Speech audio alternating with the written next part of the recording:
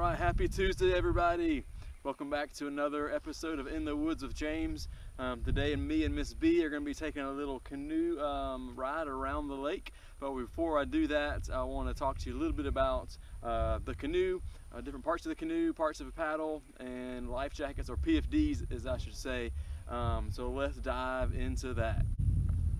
Alright, so before I get started on showing you anything, this is my one disclaimer. I'm not the know-all be-all of paddling and all the world of that. I'm just getting you introduced to the world of canoeing, the world of water sports. Go seek further instruction, learn how to swim, and let's just kind of go from there. So the first thing you probably need, and you might not have yet, is a proper personal flotation device, also known as a PFD. There's all different kind of levels of these, level 1 through level 5. The most common thing that you need for canoeing is a type 3 life jacket, and I will show you, this is one of them, a kind of example. This is one that I use for big whitewater out west, and there's different things you need to know when you're buying one and when you're trying them on. So there's PFDs for little tiny children, kind of bigger kids, and adults. So never put an adult PFD on a child. It won't fit them. They'll just fly right out of it. Once they get dunked in the water, it'll come shooting off and they're going to shoot towards the bottom. So make sure you're buying the proper life jacket, or PFDs I should say, for whoever you're buying it for. So if I'm putting this life jacket on, maybe if I'm at the store and I'm checking out, is the life jacket the right one for me, I need to consider a couple of things. One, is it comfortable? So if I'm doing some fishing in a kayak fishing, I don't want a lot of flotation kind of down towards the back if I'm sitting on a seat. Or if I'm gonna be in canoe with the seat on the back, I'm gonna be thinking about that. Where's all the flotation on? Do I need pockets? Do I not need pockets? The second thing, does it fit properly? So if this is a life jacket that zips up from the front, I have a couple other ones I'll show you in a second. So this one zips up. It's got all different kind of adjustments, and so when I'm thinking about fitting, I'm thinking about, can I make it adjust to me? So it's got all these different buckles on it that I can adjust the size. So if you're wearing a life jacket, it only works if you're wearing it. If it's sitting in the bottom of the boat and something happens, it might be too late. So if you're paddling, whitewater rafting, canoeing, kayaking, make sure you got your life jacket on. So I'm going to make sure this fits by pulling all the buckles tight. I have buckles on the side of mine. I'm pulling them kind of snug. Again, if it's an adult life jacket and you're still an adult and it's not adjusted properly or fitted to you, and you get dunked underwater, it still could come shooting off right up past your face. So the one way to know, can I take a nice big deep breath and still breathe comfortably? And if I can pull up on my straps and not right up over my chin, that's what we're looking for. So make sure you're fitting your life jacket to you and not just leaving it in the bottom of the boat. Here's Miss B's life jacket. Hers is kind of a low profile, kind of made for women, and kind of smaller folks as well. You get in hers from the side, it buckles up, and it has plenty of adjustments on it. And that's one thing we're looking for. I think we'll show the picture, maybe our video of her in a second, her putting it on. And then the same thing with mine. Mine's kind of a professional whitewater rescue life jacket. Lots of adjustments that I can make sure it's nice and snug on me. So one thing we're looking for is making sure that it's a U.S. Coast Guard approved life jacket. And if we can get in there, we'll zoom in. So we're looking right there, it says type 3 PFD, made for an adult, small to medium. And then down here, let's see, it shows Coast Guard approved. Right there at the top, you can kind of see where it says U.S. Coast Guard approved. If it doesn't say that, it's not a life jacket that you want to buy, okay? It's probably just junk. And there's also different life jackets for different kind of water sports. So if you're going whitewater rafting, you don't want to take your wakeboarding life jacket whitewater rafting. It has a different flotation. You're going to float differently in the water. So if you get ejected from the raft, it's just going to not be fun for you. Whitewater rafting jackets typically have more flotation. So when you get dunked, you come out of the raft, you're going to float a little bit higher in the water, and it's just going to be a funner experience for you. Alright, so we got Miss B here. I'm going to try to fit her life jacket to her. You can kind of see how a life jacket should fit. So hers is a side buckle, so we're buckling up her buckles. And if we just left it at that, if she was gonna get dunked in the water, boom, it's gonna ride up over her head and it's probably gonna shoot off of her, especially with some violent water. So we're gonna adjust everything. She's gonna kind of adjust it kind of right there where she likes it. I'm gonna pull her waist buckles kind of tight.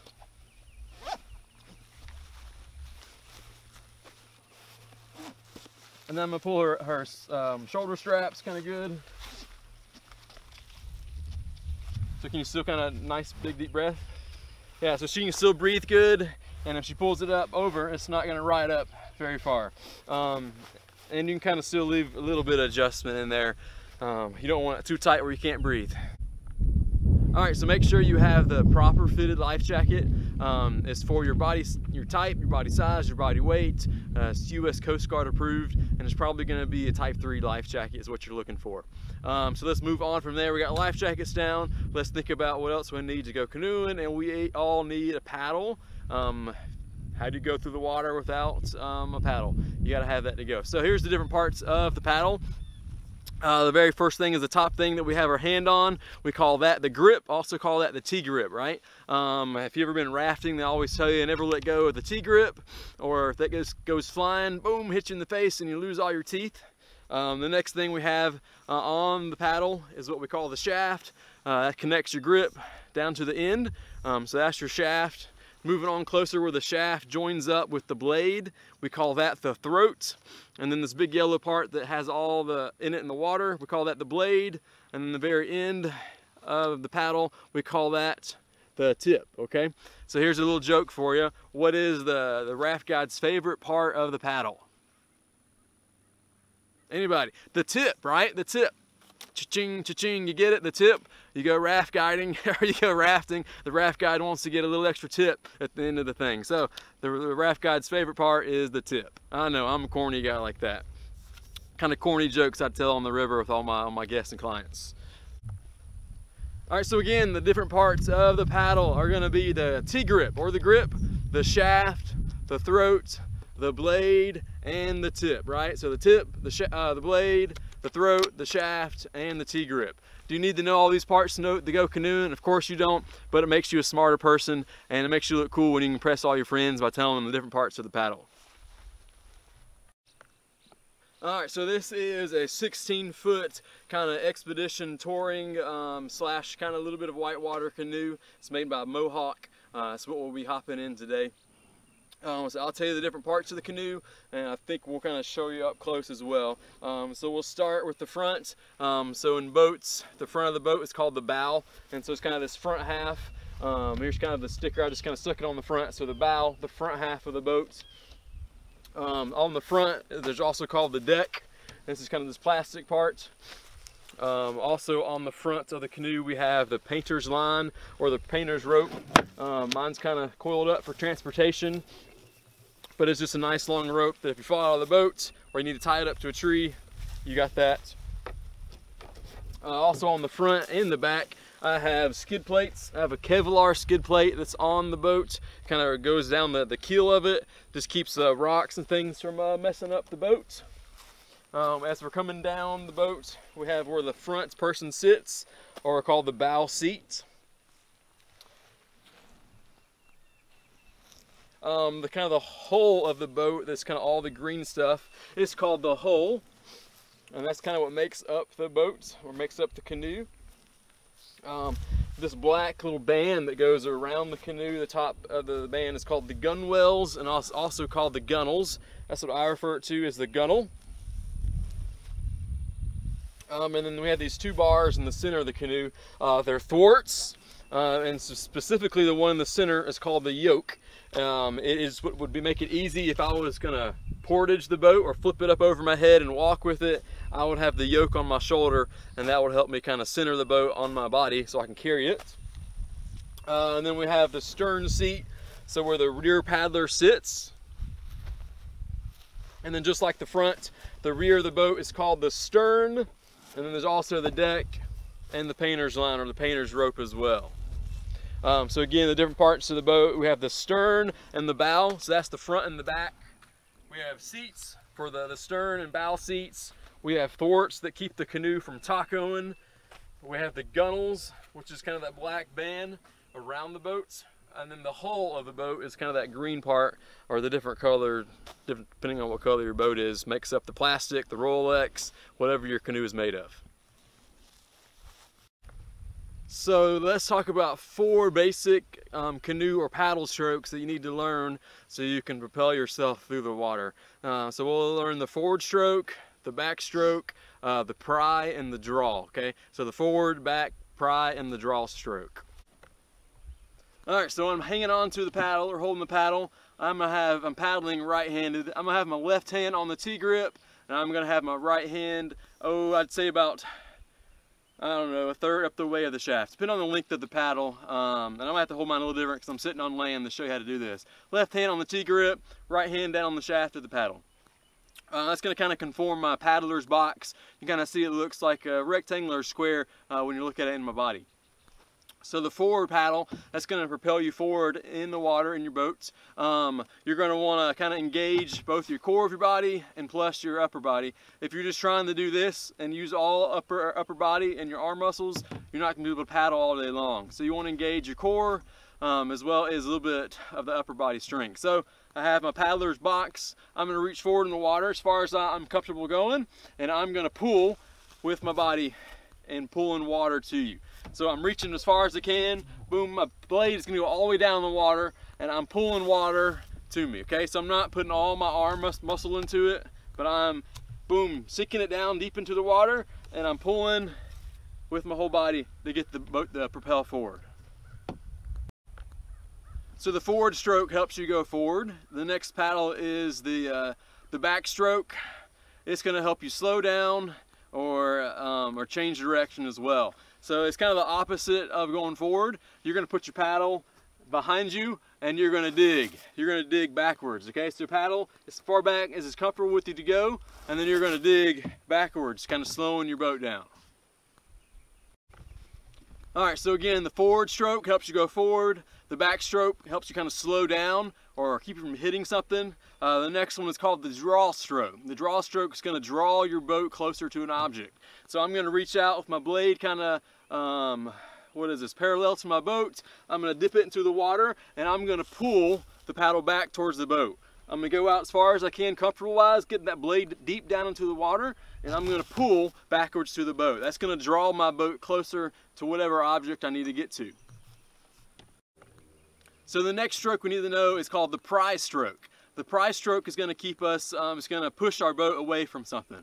So that is going to be kind of the opposite of the draw stroke. I'm going to sink my boat down next to the boat, and I'm going to pry off of the boat, sort of. So I'm sticking down, deeper down than what you can see now. We'll show you again when I get on the water. You're going to stick your paddle down, and you're going to be prying the paddle or the blade away from the boat, and that's going to push your boat in this direction. So the draw stroke is drawing you that way. The pry stroke is going to be pushing your boat this way. All right, so let's talk about the proper way to get in the boat. So most people that you see, they're going to get in the boat the wrong way, and that's going to be having the boat kind of perpendicular to the water, and then they're going to push the boat in, and that's when you often see the boat kind of doing this, kind of is wibbly wobbly, and you might even see them dump the canoe over. So the most proper way to do it is to go ahead and get the boat in the water, have it parallel to the bank. Then I'm going to go ahead and grab the boat, and I'm going to let Miss B get in the front of the boat while I'm holding the boat, keeping it steady.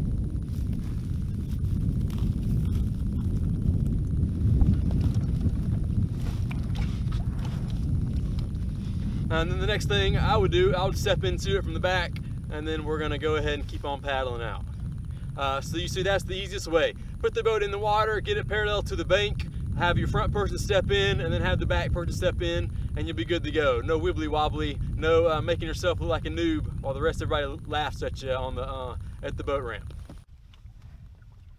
All right, so we're talking about the paddle strokes again. So we got the forward stroke. I got Miss B, she's my motor right now. So if I'm in the back of the boat, I need to do a forward stroke. Again, I have the kind of the paddler's box, if you can kind of see that. I'm gonna dig forward as far as I can, most comfortably, putting all the blade in the water, and I'm gonna pull back. Boom.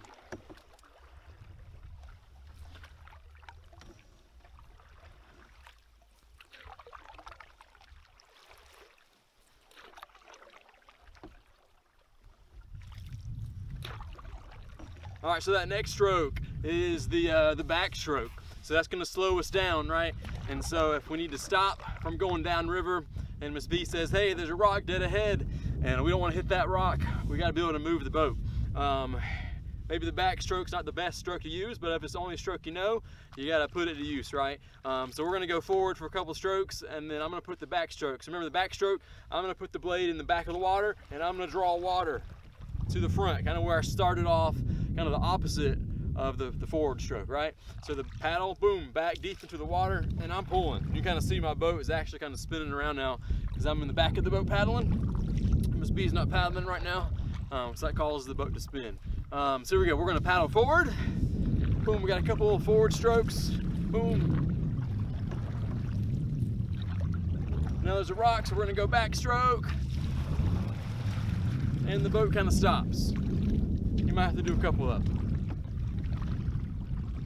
All right, so that next stroke that we talked about after the forward, after the backstroke, is gonna be the draw. So remember, I'm gonna reach out this way, and I'm gonna draw water to the boat. So I'm reaching out parallel to the boat, and I'm gonna draw water to the boat.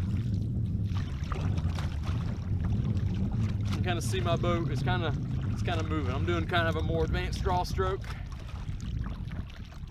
but my boat's kind of spinning around. So I'm reaching out the side of the boat, and I'm pulling water to me. That fourth stroke was the pry stroke, and that's going to cause your boat to go in the opposite direction of the draw. And so I'm putting my paddle in the side of the boat, and I'm kind of prying off of it. So paddle is side, straight up and down, and I'm pulling. You can see the boat starting to spin right now. That's only me paddling. I'm just doing the draw stroke, and I can pretty much spin this boat around. So also remember, when you're paddling, not to do what they call lily dipping, and that's only putting a little bit of your blade in the water. So don't put just this much of your blade in the water, put this whole blade shaft in the water. Put the whole yellow part into the water. You can hear the geese back there, they're starting to honk. We're really close to a nest on this little point, and they just got up, so they're getting kind of mad at us. We're gonna paddle around, and you'll kind of just watch us kind of float around the lake.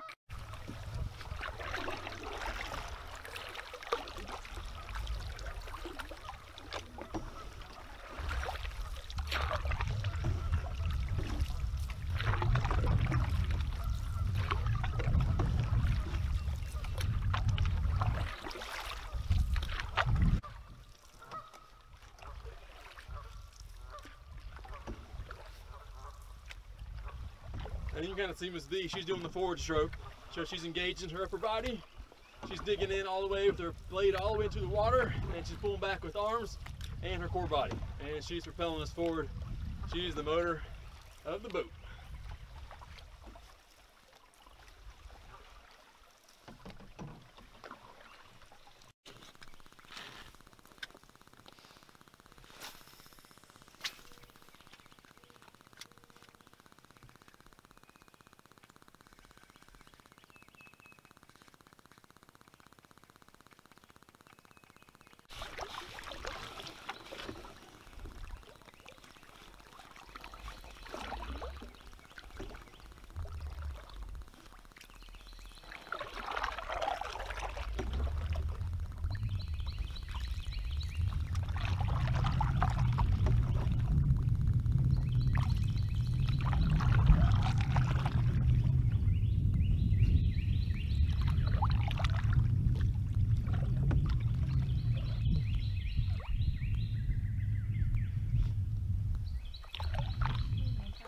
No.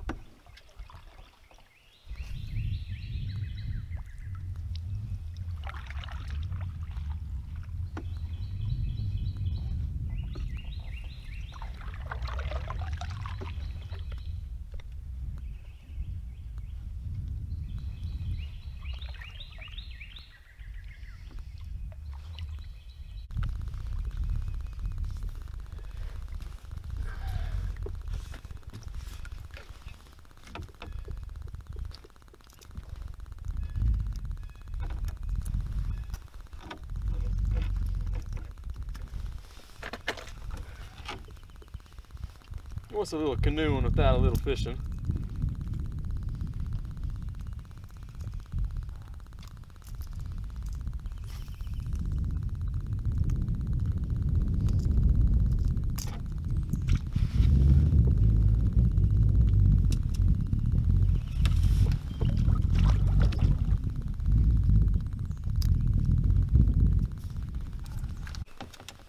Number 2 for JB.